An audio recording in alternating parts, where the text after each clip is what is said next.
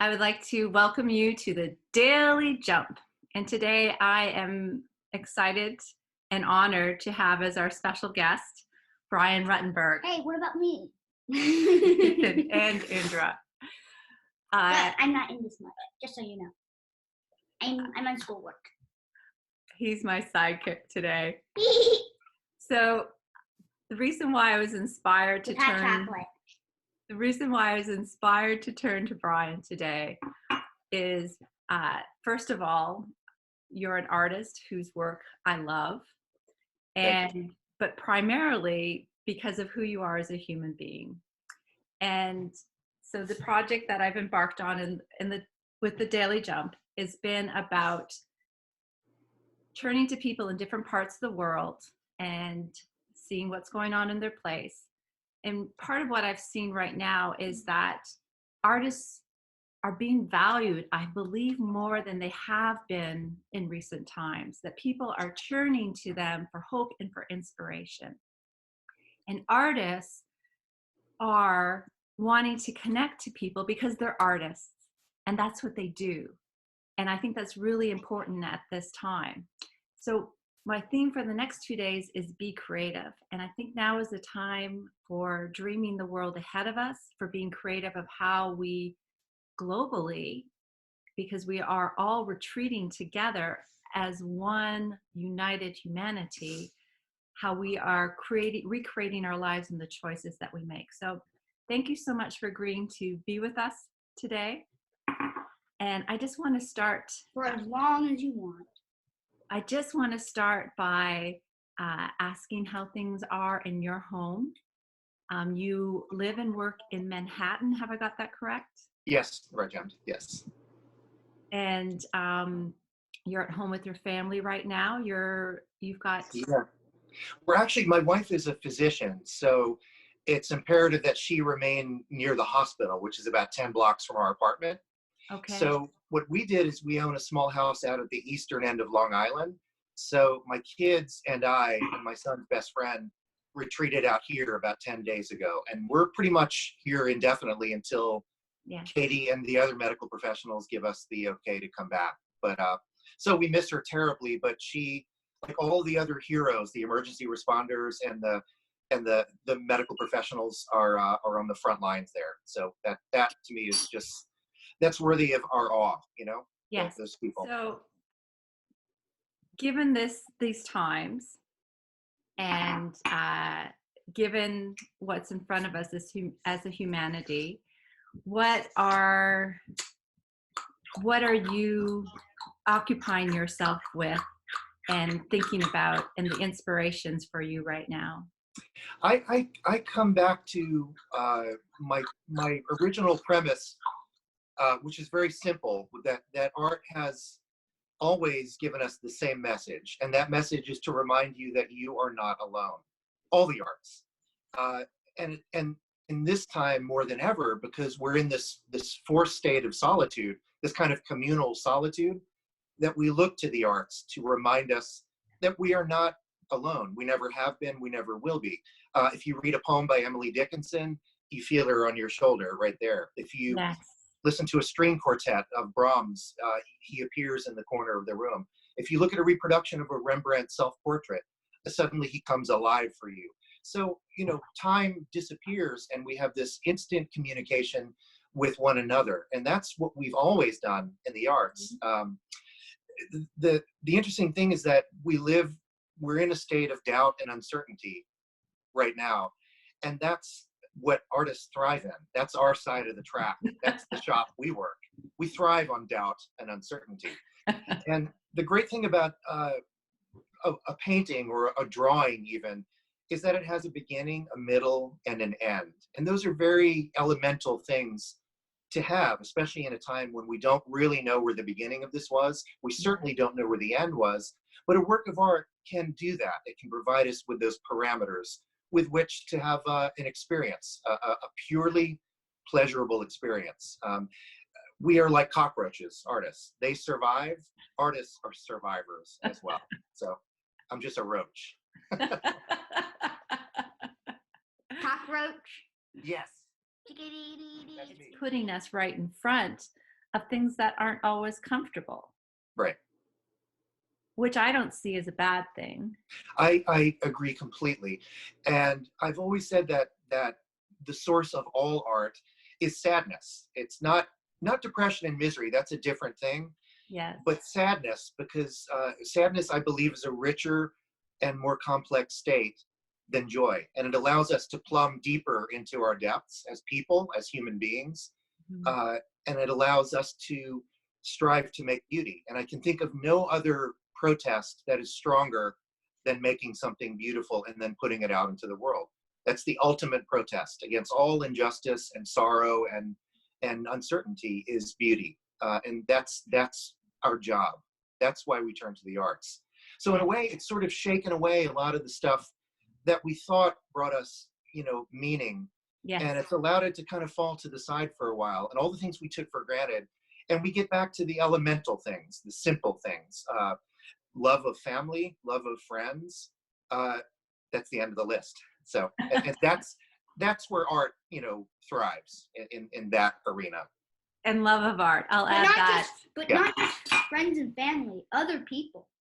Yes, of course, yes. That artists and good art is able to tap into kind of a collective consciousness and express something that is ahead of its time. It's not just about which helps us dream the future. Mhm.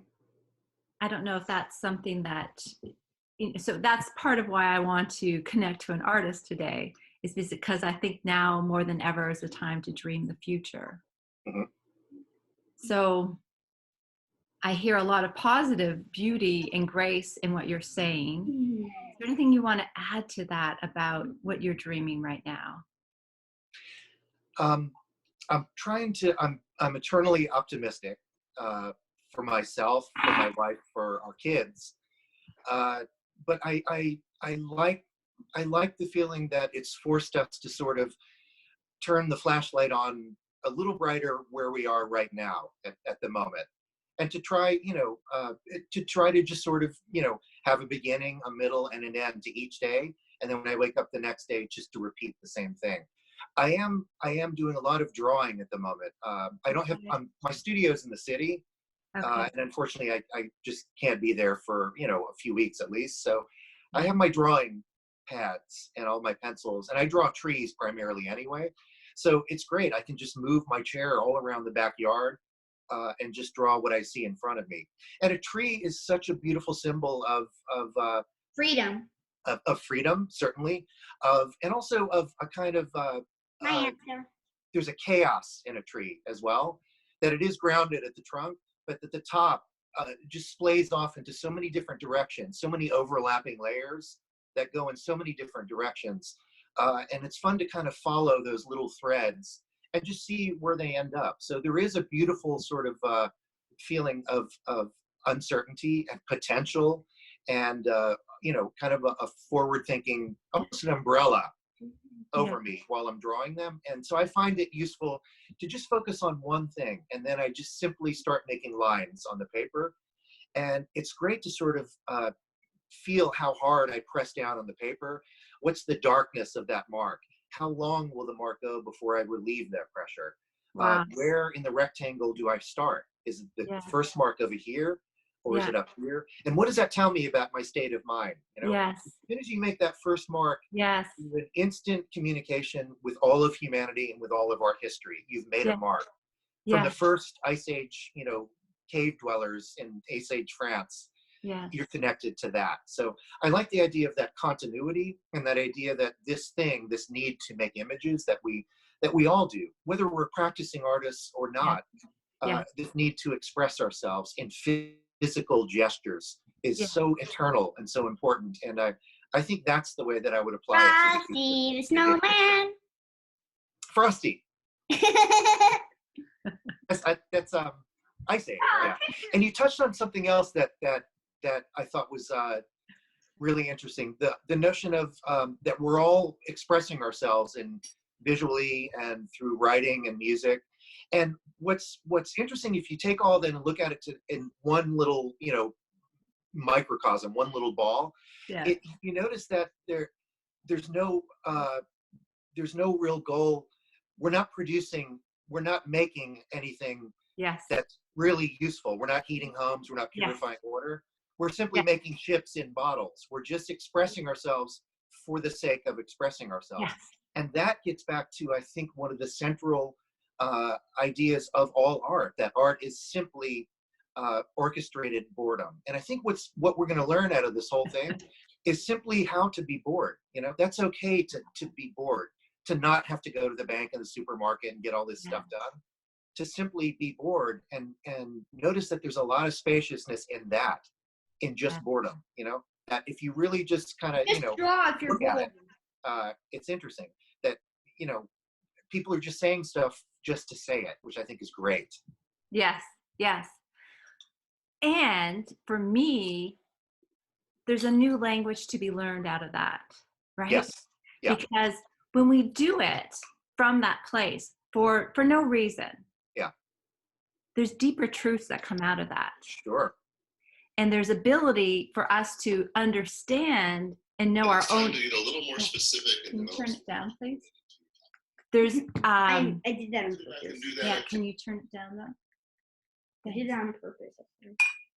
I admit it. I did it on purpose. This is feeling like a Glenn Gould soundscape. I have to go now I have to go to jail and go to the Polyphonic. judge. Oh, they overlap of Yeah. different voices telling different stories. Yes. This is my life's canvas right here, Brian. Yeah.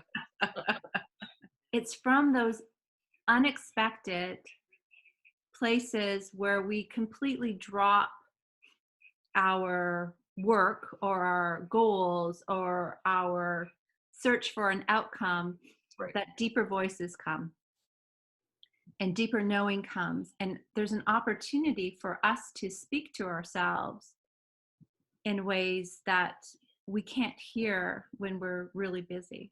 Right. Whether it's the earth speaking to us, whether it's something in the collective consciousness or something that's to be created. Mm-hmm. It speaks through those innocent, the innocent stillness of expression. Yes.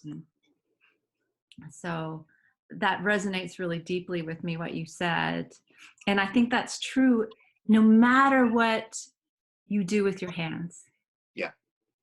No matter what the expression is, whether it's farming, whether it's baking, whether it's cooking, whether it's painting, it's the same trajectory in a way, or the same language. Mm-hmm. Yes. And I think that's the one of the opportunities I see right now, and I feel like I'm hearing you say the same thing. Yeah, and that also we must realize that pleasure itself is a source of content. That's meaning enough. We're in this constant, gerbil treadmill searching for meaning all the time, and I think sometimes it's right in front of us. It's that it can be just a pleasurable experience of following the line of something up the side of a tree, looking the way the light hits grass across the ground, looking at a little jar of maple syrup on the table, and looking at the tonality, the color of it. These are the things that artists teach us, is how to find an entire galaxy in these little simple things that are in front of us all the time. And now that we have this forced time, this forced isolation, maybe it'll get people to just sort of relax that quest for everything having to mean something all the time, and then just simply take pleasure in being alive, in and out breath, the very elemental things.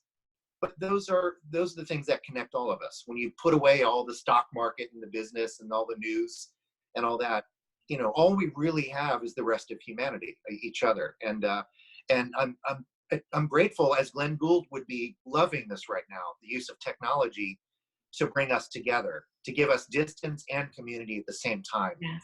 I can't help but think that he would love this. But as a hypochondriac, he'd be pretty scared too. Yeah. It wouldn't necessarily be good times. Right. Yeah. He'd be doused in Purell and gloves and stuff. I like what you kind of point out about almost like the technology. We're having to distance ourselves, yet we're close. There's an opportunity for great intimacy as It's well. interesting. Yeah, it's You know, fascinating. it's a paradox. Yes. And when I first started this project, and I was trying to come up with a name. I love looking at a thesaurus. Yeah. It's, I love looking at what words connect to each other. And it stood out to me that distancing, the antonym, I'm trying to see if I can find my notes here, but the opposite of distancing is affection. Trying to find, I wrote them, the 4 words down. Affection, friendliness, sympathy, Yeah. warmth. Yeah. Imagine those 4 words. Yeah. Affection, friendliness, sympathy, and warmth. And yet, I'm finding that there's more of that. Yes. That at this time that we're requested to distance ourselves, that the actions in my day-to-day life around me of people have shown more of that. Yes. Yeah, I've noticed that as well. Yeah, that the neighbors, if you drop, I think we need some media distancing right now, because it's not the reality on the ground of how people are responding to this for the most part. Yeah, to take a break from the news, you mean? The media?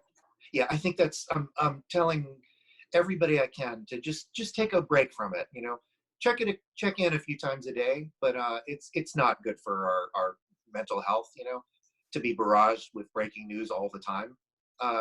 Just take some time for yourself. I think it's really important. And I've noticed also, I mean, there's such a kindness in New York City, which is, as you know, like the epicenter in the United States at the moment. Yeah. We live in an apartment building, and people are leaving like trays of fried chicken and pancakes and stuff at our door, because they know she is a medical professional and she goes in and out of the building in the dead of night, with medical gloves on and stuff, is not to touch anything. And they're doing that for her. And she's just so overcome with gratitude for that. So people really do, you really learn a lot about people in situations like this. That notion of kindness. And we tell all of our friends, I love you, at the end of every text or phone conversation, which is a good practice also. It's a good thing to say to people, Yes. Yes. Well, Brian, I am delighted that you've given us this time today to spend with us at the Daily Jump. Are there any parting words that you would like to leave us with? I would like to say that better days lie ahead, and we will overcome this, and to just hug the people around you a little tighter during this time. Yeah. All right, Brian, thank you so much for joining us on the Daily Jump. Thanks for having me.